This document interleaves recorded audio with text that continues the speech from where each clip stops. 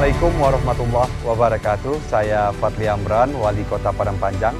Hari ini saya berada di kawasan PDIKM Pusat Dokumentasi Minangkabau di Kota Padang Panjang. Izinkan saya sedikit menjabarkan tentang pengelolaan lingkungan hidup di Kota Padang Panjang. Padang Panjang adalah kota kecil dengan luas lebih kurang 23 km persegi dengan 2 kecamatan dan 16 kelurahan. Jumlah penduduk Kota Padang Panjang adalah sekitar 59.000 jiwa. Padang Panjang terdiri dari dataran tinggi dan bergelombang. Topografi yang tidak rata mengakibatkan lahan yang dapat dibangun menjadi sangat-sangat terbatas, 20% kawasan landai dan lebih kurang 80% kawasan miring, curam, dan perbukitan. Dan berdasarkan RT/RW Kota Padang Panjang tahun 2012-2023, luas kawasan lindung lebih kurang 49,10% dan kawasan budidaya 50,90%, sehingga keanekaragaman hayati cukup tinggi. Penggunaan lahan utama, sawah lebih kurang 21%, lahan kering 14%, hutan 25%, badan air 3%, dan non-pertanian 37%. Indeks tutupan lahan tahun 2020 adalah 65,257. Di luar itu, sungai yang melintasi Kota Padang Panjang ada 8 sungai dengan hulu dan hilir yang berada di luar Kota Padang Panjang dengan kedalaman sungai di bawah 0,6 meter. Dengan debit relatif kecil dan fluktuatif dengan indeks kualitas air 2020 adalah 47,89. Mengalami kenaikan dibanding 2019 yaitu 37,37. Memang beberapa masalah dalam pengelolaan sungai ini adalah karena memang hulunya berada di luar Kota Padang Panjang. Dan dengan luasan yang kecil dan cukup relatif padat, ini adalah tantangan tersendiri dalam pengelolaan sampah di Kota Padang Panjang. Di luar itu, Kota Padang Panjang masih memiliki banyak pohon, sehingga menjadi buffer terhadap pencemar yang ada di udara ambien. Indeks kualitas udara 2020 adalah 91,88. Dari penjabaran saya tadi, dapat disimpulkan bahwasanya permasalahan di Kota Padang Panjang ini karena banyak hulu sungai yang berada di luar Kota Padang Panjang dan juga lahan efektif yang bisa dikelola masyarakat ini relatif kecil sehingga keberatan penduduk sangat luar biasa. Dan semua ini menjadikan beberapa isu prioritas yang kami garap di Kota Padang Panjang adalah pertama, menurunnya kualitas air sungai. Yang kedua adalah meningkatnya alih fungsi lahan. Dan yang ketiga, belum optimalnya pengelolaan sampah. Isu prioritas lingkungan hidup di Kota Padang Panjang tersebut melahirkan kebijakan dan program lingkungan hidup yang dituangkan dalam berbagai strategi untuk mengatasi isu prioritas lingkungan. Izinkan saya menjabarkan beberapa strategi tersebut. Yang pertama adalah strategi mengatasi menurunnya kualitas air sungai melalui pembangunan jamban sehat yang alhamdulillah diapresiasi oleh Kementerian Kesehatan melalui penghargaan STBM Award tahun 2020 atau sanitasi total berbasis masyarakat award. Yang kedua adalah penyebaran informasi secara luas kepada masyarakat terkait pengelolaan lingkungan hidup. Kami mempunyai portal Udajang ataupun Ultimate Daily Application of Padang Panjang, dan di sini kami selalu menyebarluaskan informasi. Dan alhamdulillah Kota Padang Panjang memiliki akun-akun sosial media yang sudah di-verify sehingga informasi-informasi kami ini dapat dipercaya, dan alhamdulillah antusiasme masyarakat dalam melihat informasi melalui kanal-kanal informasi tersebut sangat tinggi. Selanjutnya, peningkatan pengawasan dan pembinaan terhadap usaha atau kegiatan. Dinas Perkim bekerjasama dengan dinas-dinas terkait selalu melakukan pengecekan reguler terhadap usaha-usaha masyarakat. Terakhir adalah pemantauan terhadap kualitas air sungai dan sumber air bersih secara rutin. Strategi kedua dalam mengatasi peningkatan alih fungsi lahan. Pertama, revisi RT/RW Kota Padang Panjang tahun 2012-2032. Yang kedua adalah kajian lahan pertanian berkelanjutan dengan luas lebih kurang 152,01 hektar. Yang ketiga, pembangunan gedung secara vertikal dengan pemanfaatan lahan yang sempit. Yang keempat, pembangunan dan penataan RTH secara vertikal. Yang kelima, memaksimalkan pemanfaatan RTH publik dan RTH privat. Yang keenam, penerapan ketentuan umum intensitas pemanfaatan ruang. Dan yang terakhir, pemanfaatan lahan pekarangan untuk sumber pangan dan gizi. Terakhir, strategi mengatasi belum optimalnya pengelolaan sampah melalui pelaksanaan program Jakstrada melalui Perwako nomor 29 tahun 2018.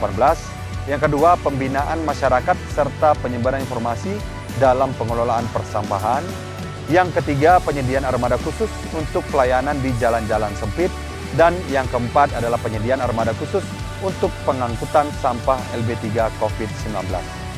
Dari penjabaran strategi-strategi yang saya sampaikan dan juga isu-isu prioritas yang ingin kita selesaikan dalam konteks lingkungan hidup, kami akan menjabarkan beberapa inovasi dalam pengelolaan lingkungan hidup di Kota Padang Panjang. Tadi kita sudah menyampaikan aplikasi Udajang, aplikasi yang dikembangkan dengan konsep implementasi pelayanan publik berbasis digital dan terintegrasi, sehingga konsep paperless betul-betul kita kemukakan di sini. Dan mudah-mudahan ini pun juga terlihat dalam inovasi kedua, yaitu dalam penerapan e-office ataupun e-TPP, ya, yang betul-betul mengutamakan kegiatan secara daring, sehingga kita betul-betul menghindari penggunaan kertas dalam pengelolaan administrasi di dalam pemerintah Kota Padang Panjang. Yang ketiga, inovasi Panyasa berasal dari kata manyasa atau dalam bahasa Indonesia adalah mendesak pasukan penyelamat saluran kota. Ini adalah untuk mengatasi isu prioritas pertama, yaitu adalah permasalahan saluran kota yang tersumbat. Maka ditetapkan petugas yang menangani saluran secara khusus. Pasukan ini juga berperan ketika terjadi hujan, mereka selalu siaga, memantau kondisi saluran kota sehingga dapat meminimalkan potensi banjir. Terkait isu kedua, kami juga menerapkan inovasi dalam penataan kota dan perencanaan pembangunan. Yang pertama adalah Dataru Berdigit atau data tata ruang berbasis digital. Manfaat inovasi ini adalah untuk memperkecil kesalahan dalam memberikan arahan pemanfaatan ruang, dalam mengamankan data dan dokumen KRA dan IMB yang telah diterbitkan dalam bentuk data digital sebagai acuan dalam pengembangan wilayah selanjutnya, dan mempercepat proses penerbitan rekomendasi keterangan rencana kota, advice planning, dan izin mendirikan bangunan. Yang kedua adalah klinik IMB. Inovasi ini adalah untuk membantu masyarakat pemohon IMB dalam membuat sketsa atau gambar rencana bangunan yang tentunya memenuhi ketentuan secara teknis yang berlaku, sehingga kesalahan-kesalahan di lapangan ini tidak terjadi dalam penyusunan IMB masyarakat. Dalam mendukung program sanitasi total berbasis masyarakat yang tadi saya sampaikan, alhamdulillah kita mendapatkan award di tahun 2020. Kami menciptakan inovasi Pangkostrat dengan kepanjangan Padang Panjang Kota Sanitasi Berbasis Masyarakat. Kami membentuk tim penggerak tiap kelurahan yang berperan dalam pelaksanaan sosialisasi pemicuan 5 pilar STBN. Selanjutnya adalah Seraiwangi, inovasi pemanfaatan limbah hidrosol Seraiwangi yang digunakan sebagai disinfektan, salah satu cara pencegahan penyebaran COVID-19 di pasar tradisional Kota Padang Panjang. Selanjutnya, inovasi pembangunan objek-objek wisata yang betul-betul berbasiskan lingkungan hidup. Alhamdulillah, kami direkognisi oleh pemerintah Sumatera Barat memiliki kampung wisata terbaik Sumatera Barat di tahun 2020, yaitu adalah Kubu Gadang, dan betul-betul ini adalah kawasan wisata yang berbasis terhadap lingkungan. Dan juga ada kawasan Batu Limo, Sigando, kawasan wisata Ganting yang mengemukakan desa wisata berbasis kelurahan dan juga berbasis lingkungan. Selanjutnya, untuk pemanfaatan lahan, tadi sudah kami sampaikan bahwasanya memang lahan sangat-sangat terbatas di Kota Padang Panjang. Kami melahirkan inovasi pengelolaan pertanian ramah lingkungan, Pangan Serambi Mekah, yang waktu itu kita inisiasi juga bersama dengan Bapak Gubernur Provinsi Sumatera Barat. Kota Padang Panjang adalah kota kecil, namun kami tetap mendorong bagaimana masyarakat bisa bertani di pekarangan rumahnya. Ini adalah kegiatan pemanfaatan pekarangan melalui kegiatan penanaman sayuran dan buah setiap keluarga dengan berbagai jenis komoditi seperti cabai, daun bawang, seledri, tomat, dan berbagai jenis sayuran lainnya. Inovasi ini dapat membantu meringankan beban pengeluaran masyarakat dan kebutuhan agar sayuran dan buah yang segar, dan tentunya tetap mempreservasi lingkungan di sekitar kita. Demikian saja Bapak-Bapak dan Ibu-Ibu, saya tadi sudah menyabarkan tentang perkenalan Kota Padang Panjang. Kita juga menyampaikan isu-isu prioritas dan strategi yang sudah kita lakukan, dan tentunya inovasi-inovasi dalam pelestarian dan juga pengelolaan lingkungan di Kota Padang Panjang. Semoga dengan semangat Nirwasita Tandra kita dapat memproteksi lingkungan kita sehingga dapat bermanfaat untuk generasi-generasi selanjutnya. Demikian saja dari saya, Fadli Amran, Wali Kota Padang Panjang. Terima kasih. Assalamualaikum warahmatullahi wabarakatuh.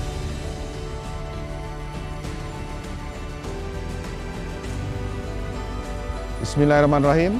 Assalamualaikum warahmatullahi wabarakatuh. Saya Mardiansa MD, Ketua DPRD Kota Padang Panjang.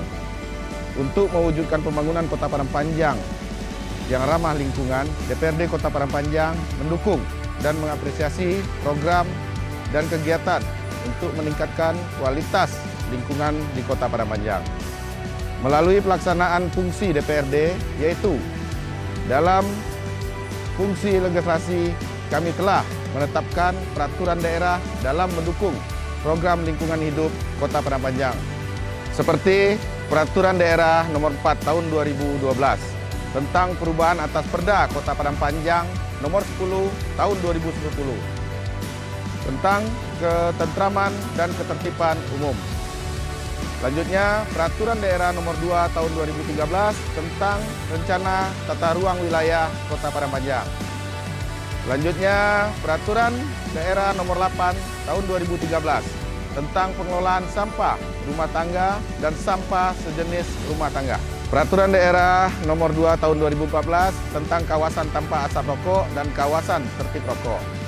Terakhir, persetujuan Peraturan Daerah tentang Rencana Perlindungan dan Pengelolaan Lingkungan Hidup (RPPLH). Melalui fungsi anggaran, DPRD mendukung program pengelolaan lingkungan hidup dengan anggaran. Tahun 2019 sebanyak 14% dari APBD dengan nilai 54 miliar rupiah. Di tahun 2020 sebanyak 9% dari APBD dengan nilai 25 miliar. Kenapa ini berkurang? Karena terserap oleh penanganan COVID-19. Dalam pelaksanaan fungsi pengawasan, DPRD Kota Padang Panjang melakukan pengawasan secara berkala terhadap pelaksanaan kegiatan yang telah dianggarkan sesuai dengan prinsip pembangunan berkelanjutan menuju green economy.